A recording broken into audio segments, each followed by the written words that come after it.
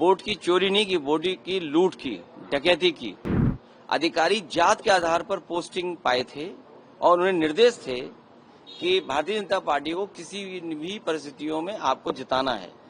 आज तक चुनाव आयोग ने कोई कार्रवाई नहीं की। कम से कम आज तो बताए कि चुनाव आयोग ने क्या कार्रवाई की है। कि हम चुनाव आयोग से अपील करते हैं कि कछुए की रफ्तार से न चलें। चुनाव आयोग पर पहली बार उंगली नहीं उठ रही है, कई बार उंगली उठी है और विशेषकर उत्तर प्रदेश के चुनाव को लेकर के कई बार समाजवादी पार्टी ने अपनी बात रखी है।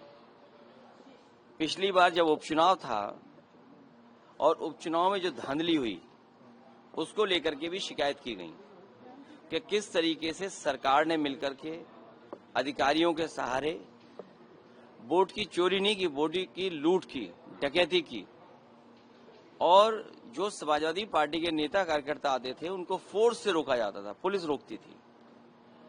बूथ के अंदर प्राइवेट ड्रेस में पुलिस वोट डाल रही थी। अधिकारी जात के आधार पर पोस्टिंग पाए थे और उन्हें निर्देश थे कि भारतीय जनता पार्टी को किसी भी परिस्थितियों में आपको जिताना है। हमारे पास बगल में अवधेश प्रसाद जी खड़े हैं, सांसद हैं अयोध्या के। इनकी खुद की विधानसभा में चुनाव चल रहा था। इतना भारतीय जनता पार्टी को कभी भी उस विधानसभा में वोट नहीं मिला। जीत हार अलग होती है, लेकिन इतना वोट पार्टी को कभी नहीं मिला। लेकिन बेईमानी कर करके बड़े पैमाने पे हर बूथ पर जात के आधार पर अधिकारी लगा करके, जात के आधार पर पोस्टिंग दिलवा करके वोट की लूट की गई थी। और उससे पहले 2022 के चुनाव में जब समाजवादी पार्टी ने, और मैंने खुद आरोप लगाया था कि जानबूझ करके समाजवादी पार्टी को वोट काटे गए, डिलीट किए गए, तो चुनाव आयोग ने नोटिस दिया।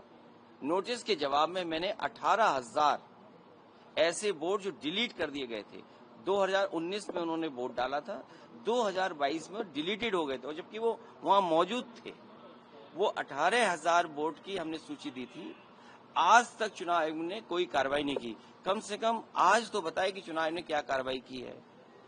क्या वो भी जो दोषी थे उनके अधिकारियों के खिलाफ कोई कार्रवाई की गई हो। एक तस्वीर है जिसमें पुलिस का अधिकारी सीधा रिवॉल्वर तान करके रोक रहा है वोटर्स को।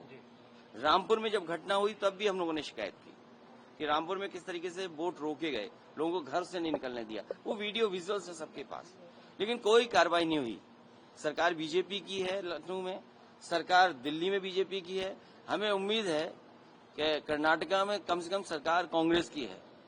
ऐसे अधिकारी जिन्होंने वोट चोरी कराई है, वो बीएलओ हों, एसडीएम स्तर के हों, जिलाधिकारी के स्तर के हों, उत्तर प्रदेश में सरकार होती तो हम लोग कार्रवाई करते उन अधिकारियों पे।